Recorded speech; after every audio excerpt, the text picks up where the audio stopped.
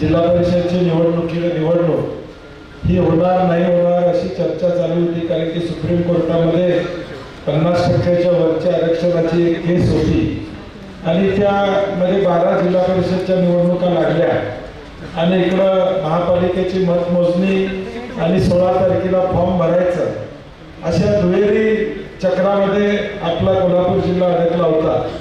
परंतु या सगळ्यामध्ये या जिल्ह्यामध्ये आपण ज्याचा उल्लेख संजय रावने केला, काही ठिकाणी शिवसेनेवर युती करता आली तिथं आम्ही युती केली, काही ठिकाणी मैत्रीपूर्ण लढाया त्या ठिकाणी केल्या.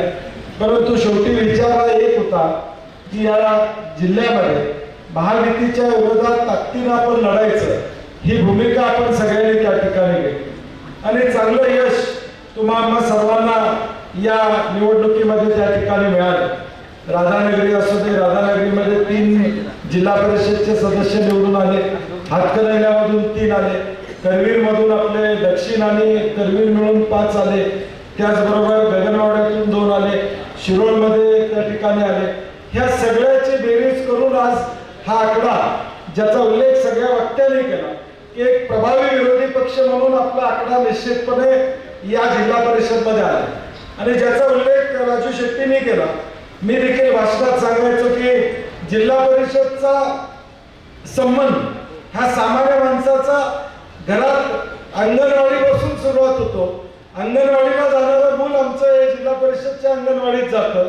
आमच्या घरात एखादी बाळंतीण असेल तर तिची निगा राखणारी आशा वर्करी जिल्हा परिषदच्या अंडर त्या ठिकाणी येते. जिल्हा परिषदची शाळा असते आणि गावाला पाणी देणाऱ्या योजना ज्याचा उल्लेख शेट्टी साहेबांनी केला. वास्तव काय की आता 18,000 कोटी रुपये शेट्टी साहेब केंद्राकडून येणं राज्य शासनाला या ठिकाणी आणि या बजेटमध्ये फक्त 68,000 कोटी रुपये देशासाठी आहेत. 18,000 कोटी आमची मागणी आहे राज्याची, तोपर्यंत या योजना पूर्ण होणार. म्हणजे हर घर नळ या पद्धतीच्या घोषणा फक्त भाजपच्या झाल्या, पाणी मिळेल का नाही शंका. आणि म्हणून तुमची जबाबदारी असेल की आता प्राथमिक आरोग्य केंद्र असेल किंवा आपलं पाणी पुरवठा असेल, या सगळ्या गोष्टी लोकांच्या पर्यंत पोहोचवायचं काम आपण केलं पाहिजे. सगळ्याच वक्त्यांनी सांगितलं सत्तेत असण्यापेक्षा विरोधात असल्यावर या ठिकाणी जास्त निधी खेचता येतो, कारण की विरोधकाची भीती ही सत्तेतल्या लोकांना जास्त असते. परंतु त्यासाठी सभागृहात आपल्याला थांबावं लागेल, ज्याचा उल्लेख झाला जनरल बॉडी रात्री 12 वाजले तरी चालवावी लागेल. या पद्धतीची भूमिका तुम्हाला त्या ठिकाणी घ्यावी लागेल. अजून वेळ आपल्याला, आज पहिलाच दिवस आहे. आपण एकदा या निवडणुका लागल्यामुळं महापालिका आणि तुमचा एक दिवसभराचं प्रशिक्षण आपल्याला ठेवायचं त्या ठिकाणी घ्यायचं आहे. महानगरपालिकेचे आमचे 35 लोक आणि हे सगळे पंचायत समितीचे एकत्र प्रशिक्षण आपण घेऊया की कशा पद्धतीनं जनरल बॉडीला बोललं पाहिजे, कशा पद्धतीनं मुद्दे या ठिकाणी मांडले पाहिजेत. आता मला वाटतं अभिजित अनुभव आहेत, एकनाथ पाटील आहेत आणि कोण अनुभव आहेत आता जिल्हा परिषद दोघंच मला वाटतं तुम्ही अमर पाटील एक आहे, त्यामुळं रसिकात आहे. त्यामुळं या सगळ्या अनुभवानी नव्या लोकांना सगळी माहिती देणं अशा पद्धतीचं नियोजन, कारण की बरेच लोक ग्रामपंचायत मधून जिल्हा परिषद मध्ये आलेले आहेत आणि म्हणून कामाचं काय काम करावं हे सांगण्याची आवश्यकता लागणार नाही. परंतु उठावदार काम आपल्याला निश्चितपणे या जिल्ह्यामध्ये करता येईल ही भूमिका आपल्याला घ्यावी लागेल. आणि म्हणून आता तुमची आता पहिल्या पंचायत समितीच्या निवडणुका सभापतीच्या होतील, मग जिल्हा परिषदच्या निवडणुका होतील. थोड्या सभापती निवडी झाल्यानंतर राधानगरी आणि गगनबावडा आपले सभापती त्या ठिकाणी होऊ शकणार आहेत.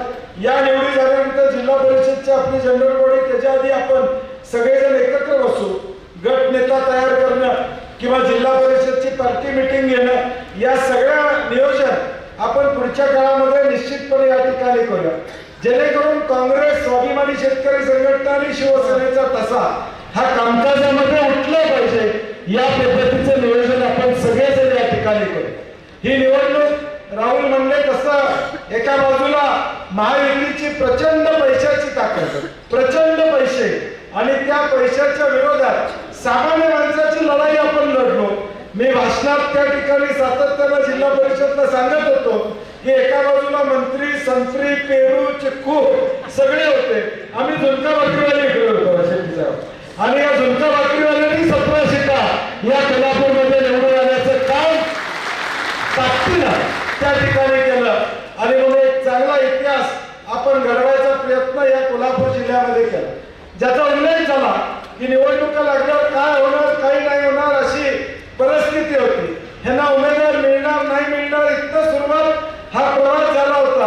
विशेष करून करवीरमध्ये देखील स्वर्गीय पीएन साहेबांच्या विचारांना जाणारा हा करवीर तालुका या ठिकाणी राहिलेला आहे आणि या करवीर मतदारसंघामध्ये सुद्धा 2 सीटा या काँग्रेसच्या निवडून आणायचं काम करवीर मधल्या पीएन पाटील यांच्यावर श्रद्धा असणाऱ्यांचा बोंद्रे लोकांच्यावर श्रद्धा असणाऱ्या लोकांनी त्या ठिकाणी केलं.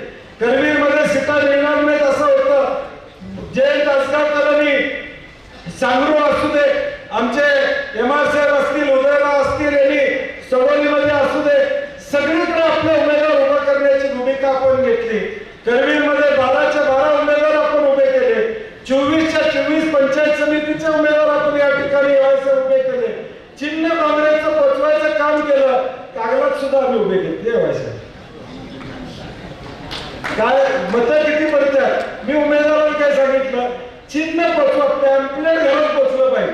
7,000 मतं आम्हाला कागदात सुद्धा पडली. पुढच्या वर्षी नक्की कागदात सुद्धा आमच्या या ठिकाणी जिल्हा परिषद पंचायत समितीचा सदस्य निवडून आहे. काय अडचण नाही, कारण की शेवटी आम्ही राष्ट्रवादी आणि काँग्रेस म्हणून लढत असल्यामुळं पूर्वी आम्ही उमेदवारच देत नव्हतो, त्यामुळे चिन्ह पोचायचा विषयच होत नव्हता.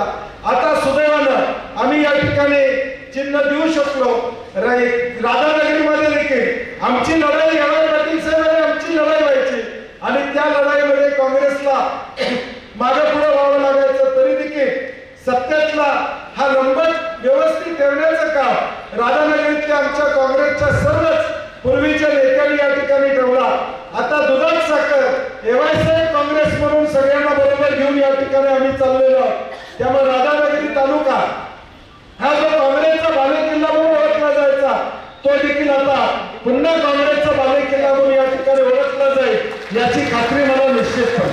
अरे मग हे आता एक लक्षात ठेवलं पाहिजे लोकांनी, राज्यामधलं जे काय वातावरण या ठिकाणी, आता भाजप एका बाजूला महायुती आणि विरोधातला पक्ष कोण शेट्टी साहेब, तर काँग्रेस आणि तुम्ही आणि हा मेसेज आता महाराष्ट्रामध्ये या ठिकाणी गेला की काँग्रेस आणि आपण सगळेजण हे विरोधी पक्ष म्हणून प्रभावीपणे या राज्यामध्ये आपण काम करण्याची भूमिका या ठिकाणी स्वीकार. मुद्दे प्रचंड आहे, म्हणजे दररोज मोर्चा काढता येईल एवढे मुद्दे आपल्याला भाजपच्या माध्यमातून या ठिकाणी मिळत आहे. म्हणजे शेतकऱ्यावर चाललेला अन्याय असेल, बेरोजगारी असेल, महागाई असेल, असे अनेक मुद्दे आहेत ज्या मुद्द्यांवर उद्याच्या भविष्यकाळात भाजपला घेण्याचं काम निश्चितपणे आपल्याला करता येईल. आणि माझी सदस्यांना विनंती आहे, 29 पंचायत समितीचे सदस्य आहेत, 17 आपण जिल्हा परिषदचे आहोत. ताकदीनं सभागृहात एकत्र या ठिकाणी राहिलो तर निश्चितपणे ताकदीनं आपल्याला या ठिकाणी काम करता येईल. मोहन सारखा हसायला लागला, पंचायत समितीत मोहन तू चांगलं करशील का? त्यामुळं आपण सगळेजण ताकदीनं या लोकांचे प्रश्न, लोकांच्या समस्या मांडण्याचा प्रयत्न उद्याच्या भविष्यकाळात या ठिकाणी करू.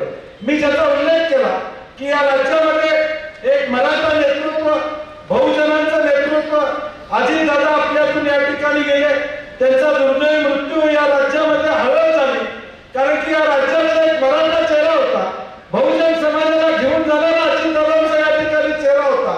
कसं घडलं, काय घडलं याच्यावर मी बोलणार नाही, कारण की ब्लॅक बॉक्स आता जळाला, ब्लॅक बॉक्स सापडला, ब्लॅक बॉक्स आता बाहेर परदेशी पाठवावं लागणार आहे त्यातली माहिती आणण्यासाठी. हे सगळं शंकास्पद वातावरण या ठिकाणी निर्माण झालेलं आहे. परंतु एक मात्र या ठिकाणी निश्चित आहे की या राज्यातला एक मराठा चेहरा गेला याचं दुःख या राज्यातल्या बहुजन समाजाला निश्चितपणे या ठिकाणी, या राज्यातलं एक मराठा नेतृत्व, बहुजन समाजाचं नेतृत्व अजितदादांचं या ठिकाणी गेलं याचं दुःख आम्हा सगळ्या सामान्य माणसांना निश्चितपणे या ठिकाणी. कारण की आम्ही सगळ्यांनी त्यांच्यावर, मी तर 6 वर्ष मंत्रिमंडळात त्यांच्याबरोबर त्या ठिकाणी काम केलेलं आहे. तो दिवस आमचा या ठिकाणी त्या ठिकाणी गेला, ज्या दिवशी घटना घडली तो दिवस त्या ठिकाणी आमचा चांगला गेला नाही. आम्ही सगळे दौरे रद्द केले. आता अजितदादांचं नाव घेणाऱ्यांना माझी विनंती आहे, थोडा हा ब्लॅक बॉक्स उघडून जरा आता सगळी माहिती बाहेर येऊ द्या. खरं पत्र लोकांच्या मनाची शंका आहे, मी बोलत नाही, कारण की घर खातं माझ्याकडे होतं, मी असा कुठलाही आरोप त्या ठिकाणी चुकीचा या ठिकाणी करणार नाही जाहीरपणे. परंतु लोकांच्या, महाराष्ट्रातल्या लोकांच्या मनामध्ये जी शंका आहे तो ब्लॅक बॉक्स ओपन झाला पाहिजे आणि वस्तुस्थिती या महाराष्ट्रातल्या लोकांच्या पुढे आली पाहिजे. कारण की आमचं मराठा नेतृत्व बहुजनांचं नेतृत्व पडद्याआड गेलेलं आहे, हे देखील तितकंच सत्य या राज्यासमोर येणं या ठिकाणी गरजेचं आहे. कारण की या राज्यात असणारी सत्ता, देशात असणारी सत्ता काय चाललंय नेमकं या ठिकाणी कळत नाही. अहमदाबादला विमान पडलं बोईंग, त्याचं अजून उत्तर आम्हाला देशाला या ठिकाणी मिळालेलं नाही. 300-350 लोकांचा मृत्यू झाला, त्याची माहिती देशामध्ये या ठिकाणी अजून झालेली नाही. आणि मग एक शंकेचं वातावरण या राज्यातल्या सामान्य माणसावर आहे. त्यामुळे माझी विशेष करून जी राष्ट्रवादी अजित दादांची राष्ट्रवादी आहे त्यांना माझी विनंती आहे की थोडा हा मुद्दा सुद्धा मोठा भाऊ म्हणून या ठिकाणी राज्यात लावावा. आता मोठ्या भावाचं काय होतं माहित नाही, दादांनी सांगितलं भाजपला पाहिजे अध्यक्ष मदत मागतात काय कळत नाही सगळं. त्यामुळे काय परिस्थिती होणार आहे जिल्हा परिषद मध्ये उद्या या सगळ्या पुढच्या 15-20 दिवसात माहित नाही, परंतु आमचं लक्ष बारकाईनं पलीकडे काय होतं याच्यावर निश्चितपणे या ठिकाणी असणार आहे. काय कुठं खेळ करता आला तर नक्की करू. त्यामुळे निश्चितपणे काय जमतंय का, कशा पद्धतीने करता येईल तो प्रयत्न आपण करू. परंतु ज्याचा उल्लेख मगाशी झाला की विरोधी पक्ष म्हणून आम्हाला मॅन्डेट मिळालेला आहे, ती भूमिका आम्ही निश्चितपणे उद्याच्या भविष्यकाळात निभावायचा प्रयत्न आमच्या उद्याच्या भविष्यकाळात निश्चितपणे या ठिकाणी असणार आहे, हे मला मुद्दामून सांगायचं आहे. कागद असू दे, पन्हाळा असू दे, आम्ही चांगल्या पद्धतीने उमेदवार दिले, लोकांच्यापर्यंत पोहोचण्याचं काम आपण प्रामुख्याने केलं. शेट्टी साहेब, आता शक्तीपीठ विषय तुम्ही बोललाय, खरं आहे. आता तो करवीर मधनं असं जाणार आहे, म्हणजे आता करवीर मधनं आता ऑलरेडी शिरोलीच्या पुलामुळे अर्ध कोल्हापूर शहर या ठिकाणी बुडतंय. शियाबसनं चिखलीपर्यंतची सगळी गावं, भोगावतीचा काठ सगळा हा सगळा पुरामध्ये बुडतोय. आऱ्यापासून सगळी गावं, बीड बसून सगळ्या गावाला त्याचा फटका बसतोय. आता हा रस्ता पुन्हा बदल या ठिकाणी घ्यायचं चाललंय. मी आणि शेट्टी साहेब गेले 3 वर्ष झालं या रस्त्याचं सुरू झाल्यापासून आम्ही विरोधात त्या ठिकाणी भूमिका घेतोय. आम्ही विकासाच्या विरोधात त्या ठिकाणी नाही आहे. रत्नागिरी नागपूर हायवे झाला, आम्ही त्याला विरोध केला नाही. तो रत्नागिरी नागपूर हायवे त्याला मदतच करण्याची भूमिका आम्ही त्या काळामध्ये घेतली. त्यामुळे आमचा विकासाला विरोध नाही, आमचा चुकीच्या विकासाला विरोध आहे. 86,000 कोटीचा रस्ता आता 1,05,000 कोटीवर गेलाय. नारळ फोडायचा, अजून नारळ फुटायचा, त्याच्या आधी 1,05,000 कोटीवर या ठिकाणी हा रस्ता गेलेला आहे. आणि म्हणून माझी कोल्हापूर जिल्ह्यातल्या स्वाभिमानी लोकांना विनंती आहे की उद्याच्या भविष्यकाळात या जिल्ह्यामध्ये 2 मोठी आंदोलन आपल्याला हातात घ्यावी लागतील. एक शक्तीपीठ रस्ता याच्या विरोधातलं आंदोलन, आणि उद्याच्या भविष्यकाळात 20 दरवाढ हे दुसरं आंदोलन आपल्याला या ठिकाणी घ्यावं लागेल. कारण की आता मी जिल्हा परिषदच्या भाषणात सांगितलं, प्रत्येकाचे 20 दर, 20 बिल हे 15 ते 20% आता वाढणार आहे. आणि त्या विरोधात या 2 विषयाला धरून उद्याच्या भविष्यकाळात या जिल्ह्यामध्ये आपल्याला भूमिका घ्यावी लागेल. आणि कार्यकर्त्यांना माझी विनंती आहे की आपण काय आता संपलो किंवा चर्चा करतात ते काय नाही आहे. आपण ताकदीने लढलो, नगरपालिका नगरपंचायती लढलो, ठीक आहे, यश आपल्याला कधी या ठिकाणी मिळालं, परंतु आपण शून्य झालो नाही. आपण शून्य झालो नाही.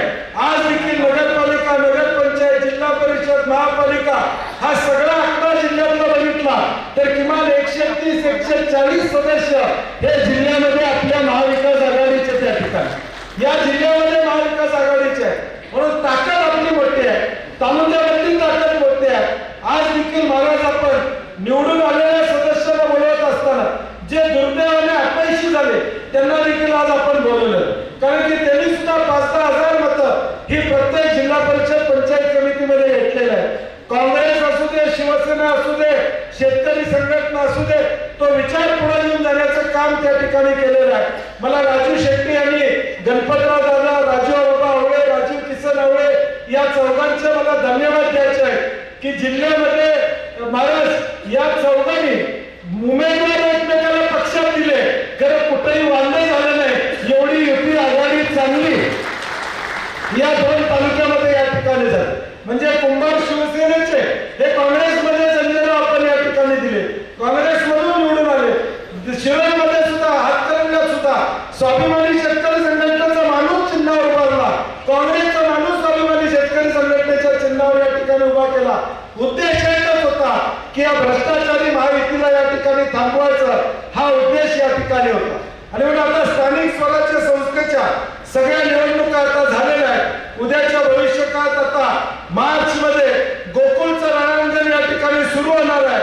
आता काय होणार आहे मला माहित नाही, परंतु महाविकास आघाडी म्हणून गोकुळ सुद्धा आपल्याला लढवायला लागेल हे मला आपल्याला या ठिकाणी सांगायचं. आणि मग त्याची तयारी आपण करूया, ताकदीने या ठिकाणी उतरूया. गोकुळमध्ये ज्यावेळी सत्ता आम्ही घेतली त्यावेळी मी 2 रुपयाचं दुधाला देतो ही भूमिका या ठिकाणी घेतली होती. तब्बल 12 रुपयाचे हे शेतकऱ्याला देण्याचं काम व्यवसाय तुम्ही आम्ही सगळ्यांनी या ठिकाणी केलं. आणि म्हणून उद्याच्या भविष्य काळात देखील 5.5 लाख लोकांच्या वर शेतकऱ्यांची निगडीत असताना गोकुळ दूध संघ आहे.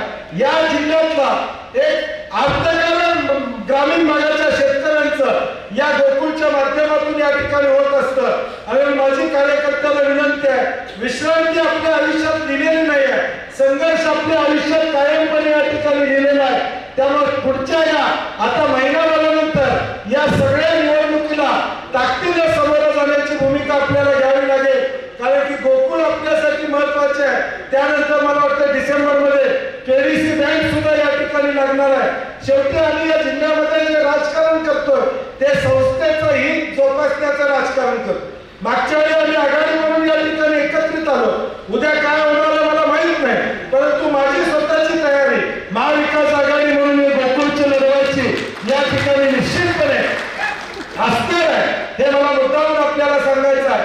कारण की शेवटी ज्या शेतकऱ्याबद्दल आम्ही दायित्व या ठिकाणी घेतलेलं आहे त्या शेतकऱ्याला 4 पैसे मिळाले पाहिजे ही भूमिका उद्याच्या भविष्यकाळात आमची सर्वांची असणार आहे. कारण की पुढच्या महिन्याभरात बरंच काय घडेल. जिल्हा परिषदच्या सत्तेमध्ये बरंच वर खाली चाललेलं आहे. सकाळपासून जोरात युद्ध चालू आहे. तुम्हाला कळालं असेल, जोरात युद्ध चालू आहे. मोठा भाऊ नेमका कोण याच्यावर आता युद्ध चालू आहे. आता त्या मोठ्या भावाला मांडलं नाही तर आम्ही आहे.